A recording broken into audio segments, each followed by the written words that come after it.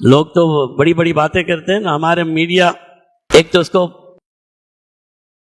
برائیاں دکھانے کی، وہ میڈیا ہے کیا کرے؟ جب تک کوئی بے چینی پیدا نہیں کرے گا، کوئی ہلچل نہیں کرے گا، کوئی بریکنگ نیوز نہیں دے گا، کون دیکھے گا؟ لیکن لوگ ایک دوسرے کا تعاون بھی کر رہے ہیں، ایثار کے جذبات بھی نظر آتے ہیں۔ ہمارا تو وہاں کام چل رہا ہے الحمدللہ، ہمارے تو وہاں پر علماء کام کر رہے ہیں، ایسے ایسے ایثار، ایسی ایسی قربانیاں نظر آتی ہیں، آپ کو بتاؤں گا تو آپ کہیں گے اس زمانے میں بھی ایسے لوگ ہیں، اس زمانے میں بھی ایسے لوگ ہیں۔ آزمائش اتنی بڑی، میں یہ نہیں کہتا کہ بھئی لوٹ مار نہیں ہو رہی ہوگی، بھئی شر پسند ہوں، جرائم پیشہ ہوں یا کچھ بھی کہیں، بے صبرے لوگ ہر جگہ ہوتے ہیں۔ جب بھوک اور تکلیف ہو پھر تو ویسے ہی بے صبری ہو جاتی ہے۔ کاد الفقر ان یکون کفرا، پیارے محبوب نے فقر اور فاقے کو کفر کا ایک سبب بتایا ہے۔ انسان اس حالت میں پہنچ جاتا ہے کہ وہ اللہ کا انکار کرنے لگ جائے، نعوذ باللہ۔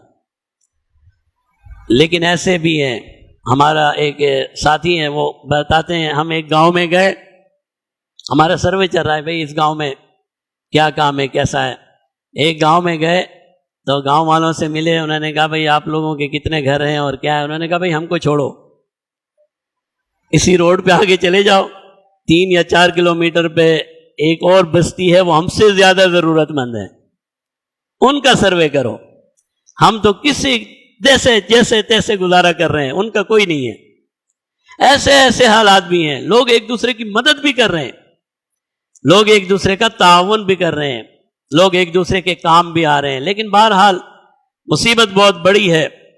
ہم نے جو پچھلے جمعے بھی آپ کے سامنے عرض کی تھی کہ ہمارا یہ کام ہے کہ ہم نے الحمدللہ اساتذہ نے، طلباء نے، ہم نے یہ فیصلہ کیا، اللہ نے یہ سارے ہمارے اپنے نہ بھی ہوتے تو مسلمان ہونے کی وجہ سے ایک حق تو ہے، انسان ہونے کا ایک حق تو ہے۔ تو ہم نے یہ کام شروع کیا تھا کہ 5000 گھرانوں تک ہم انشاءاللہ پہنچیں گے اور ان کی مدد کریں گے۔